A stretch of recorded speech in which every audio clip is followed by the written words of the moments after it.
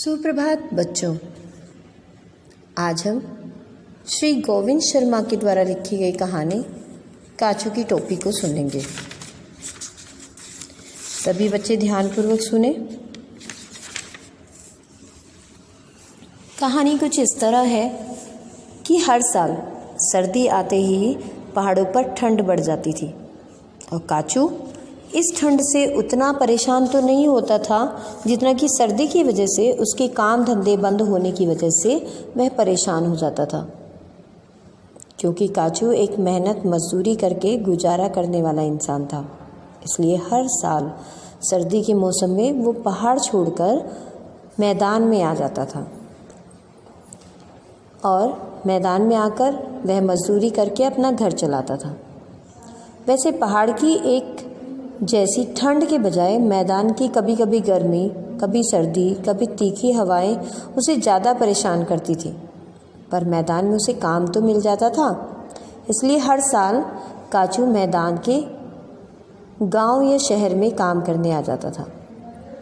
इस बार भी कुछ ऐसा ही हुआ। ठंड बढ़ने पर वो मैदान के लिए चल पड़ा। चलते समय उसकी पत्नी ने अपने हाथों से बुनी एक गरम टोपी उसे दी। नई टोपी देखकर काचू बहुत खुश हुआ। काचू ने वह टोपी अपने थैले में रख ली और चल पड़ा। मैदान के शहर में आते आते वो बहुत थक गया था। यहाँ पर उसका कोई ठिकाना भी नहीं था। वह किसी को नहीं जानता था। इसलिए एक पार्क में जाकर सीमेंट के ठंडे बेंच पर बैठ गया। घर से लाया हुआ नाश्ता उसने अभी किया ही था कि उसे ठंड लगने लगी। उसने थैले में से नई टोपी निकाली और अपने सिर पर पहनकर बैठ गया। टोपी पहनते ही उसे ऐसा लगा जैसे जादू हो गया हो और काचू को ठंड लगनी बंद हो गई। यह तो खूब गर्म है, उसने अभी सोचा ही था कि टोपी की गर्मी से उसे नींद आ गई। शायद थका हुआ भी था, इसलिए भी नींद आ गई होगी। उसे खुद को नहीं पता कि वो कितनी देर सोता रहा। जब उसकी आँख खुली तो उसने ठंडक महसूस की और वो मन ही मन सोचने लगा कि क्या टोपी इतनी देर के लिए ही गर्म थी? क्या मैंने एक बार में ही टोपी की सारी गर्मी खर्च कर दी? सोचते सोचते उसने अपने सिर पर हाथ घुमाया तो पाया कि टोपी तो सर पर है ही नहीं। कहाँ गई? क्या हवा हो गई टोपी? कहाँ चली गई टोपी? उसने अपने आसपास सब जगह देखा, टोपी कहीं दिखाई नहीं दी।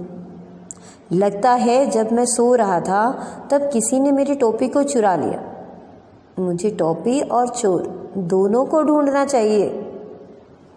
अब काचू टोपी ढूंढने के लिए पार्क में इधर उधर देखने लगा। पार्क काफ़ी बड़ा था। उसमें कई बेंच थी। सभी बेंचों पर कोई न कोई बैठा हुआ था। वह सभी को बड़े ध्यान से देख रहा था। अचानक उसने एक बेंच पर सोए हुए एक आदमी को देखा जिसके सिर पर ठीक वैसी ही टोपी रखी थी जैसी कि काचू की थी। वैसी क्या, वही टोपी थी। काचू लड़ने झगड़ने में विश्वास तो नहीं करता था, पर वो सोचने लगा कि अपनी टोपी कैसे वापस लूं। यदि मैं इसे नींद से जगा दूंगा तो हो सकता है कि वो मेरी टोपी लेकर के भाग जाए। यह तो चोर है और ये टोपी मेरी है, इसलिए जब मेरी टोपी है तो ये तो मेरे पास ही होनी चाहिए। इसने सोते समय मेरे सर से उतार ली थी, तो क्यों ना मैं भी उसकी सर से सोते हुए उतार लूं। काचू काफ़ी देर तक सोचता रहा और फिर उसने हिम्मत करके उस चोर को बिना बताए टोपी ले ली। टोपी लेकर वह जल्दी से अपने पहले वाली बेंच पर आ बैठा। ठंड से बचने के लिए उसने टोपी को अपने सिर पर पहन लिया। लेकिन ये क्या, टोपी तो वही है, फिर भी गर्मी क्यों नहीं दे रही है? वह कुछ देर परेशान होता रहा। फिर उसने सोचा कि हो ना हो टोपी से गर्मी न मिलने का एक ही कारण है, मुझे उस आदमी के सर से टोपी बिना बताए नहीं लेनी चाहिए थी। ये तो सरासर चोरी है। मुझे उस आदमी को ये टोपी वापस कर देनी चाहिए और फिर उससे मांग कर लेनी चाहिए। टोपी वापस करने के लिए वह फिर उस बेंच के पास आया, लेकिन उस बेंच पर कोई नहीं बैठा था। उसने पार्क के सभी बेंचों को देखना शुरू किया, वहाँ घूम रहे लोगों को देखा, पर वह आदमी उसे कहीं नहीं मिला। और अब काचू बहुत परेशान हो गया। उसे याद आया कि किसी ने उसे बताया था कि यदि कोई समस्या हो या शिकायत हो तो हमें थाने में जाकर कहना चाहिए।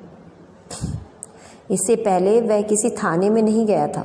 ढूंढते ढूंढते एक थाने में चला ही गया। वहाँ एक थानेदार बैठे थे। उन्होंने काचू को देखकर कहा, क्या है, समस्या या शिकायत? काचू ने डरते हुए कहा, दोनों है साहब। बहुत अच्छा, कई दिन हो गए हम भी खाली बैठे हैं। जल्दी बताओ क्या मामला है, अभी हल करता हूँ, थानेदार ने कहा। काचू ने कहा, साहब मैं अपनी बीवी की दी हुई टोपी सिर पर पहनकर पार्क के एक बेंच पर सोया हुआ था। किसी ने उसे चुरा लिया। मैंने पार्क में तलाश किया, लेकिन मुझे वो टोपी नहीं मिली। और फिर वो टोपी एक चोर के सर पर लगी हुई थी और वो चोर उस टोपी को लगाकर सो रहा था। मैंने उसको बिना बताए उसके सर से टोपी उतार ली। साहब पहले उसने मेरी टोपी चुराई, फिर मैंने उसे वापस चुरा लिया। फिर समस्या या शिकायत क्या है? तुम्हारी टोपी वापस तुम्हारे पास ही आ गई है। साहब ये मेरे पास चोरी से आई है, मेरी ही सही पर है तो चोरी की। थानेदार ने आश्चर्य से काचू को देखा, फिर पूछा, जब तुम इस तरह की ईमानदारी या सच्चाई की बातें करते हो तो लोग तुम्हें बुद्धू या बावला नहीं कहते? काचू को ध्यान आया, हाँ कहते हैं। जब वह इस तरह की बात करता है तो लोग उसे बहुत कुछ कहते हैं। समझदार कोई नहीं कहता। तो क्या समझदार कहलाने के लिए झूठा और बेईमान बनना पड़ता है? नहीं नहीं, मुझे नहीं बनना समझदार। क्या सोच रहे हो? थानेदार ने पूछा। तो वह बोला, साहब मैं चाहता हूँ कि मेरे द्वारा की गई चोरी की आप मुझे सज़ा दें और ये टोपी भी जमा कर लें, और जो टोपी मेरी खो गई है उसे तलाश करके मुझे दे दें। अब थानेदार को हंसी आ गई, क्योंकि उसने इससे पहले इस तरह का कोई मामला थाने में नहीं देखा था।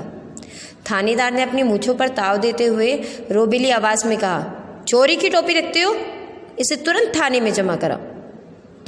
काचू ने तेजी से वह टोपी थानेदार की मेज पर रख दी। थानेदार ने टोपी को उलट पलट कर देखा और फिर कहा, काचू यह लो, तुम्हारी टोपी मिल गई, तुम इसे ले जा सकते हो। काचू के चेहरे पर खुशी झलक आई। उसने टोपी ली और अपने सिर पर पहन लिया। यह क्या? टोपी में पहले वाली गर्मी मौजूद थी। उसे नींद से आने लगी थी तो वह एक खाली कुर्सी पर बैठ गया। काचू बोला, साहब आपने मेरी टोपी की तलाश की, इसके लिए धन्यवाद, पर मैंने चोरी भी की थी, उसकी सज़ा भी तो दीजिए। अब थानेदार को भी इस खेल में मज़ा आने लगा था। उन्होंने कहा, तुम्हारी सज़ा यही है कि तुम टोपी पहनकर, और इतने में थानेदार पूरी बात कहते काचू तो सो चुका था। काफ़ी देर बाद काचू की आंख खुली। उसने देखा थानेदार और कुछ सिपाही उसकी बात करके हंस रहे हैं। उसने उठकर थानेदार से कहा, साहब सज़ा की बात सुनने से पहले ही मुझे नींद आ गई थी। आपने मुझे क्या सज़ा दी थी? हंसते हुए थानेदार बोले, तुमने तो सज़ा पूरी कर ली है, मैंने तुम्हें टोपी पहनकर 2 घंटे सोने की सज़ा दी थी। नहीं साहब नहीं, मैंने सज़ा के रूप में नींद नहीं ली थी, मैं तो यूं ही सो गया था। आपने जो सज़ा दी थी उसे पूरा करने के लिए मैं अब सो रहा हूँ। काचू फिर सो गया। उसे सोते देखकर थानेदार और सिपाही फिर हंस पड़े। काचू को क्या, उसकी टोपी में बीवी के प्यार, सच्चाई और ईमानदारी की गर्मी थी। उसे यही चाहिए था। 2 घंटे बाद काचू अपने आप जाग गया थानेदार ने उसे जगाया, ये तो हमें नहीं मालूम। और इस तरह ये कहानी ख़त्म हो जाती है। मैं आशा करती हूँ कि आप सभी को ये कहानी भली भांति समझ में आ गई होगी। धन्यवाद।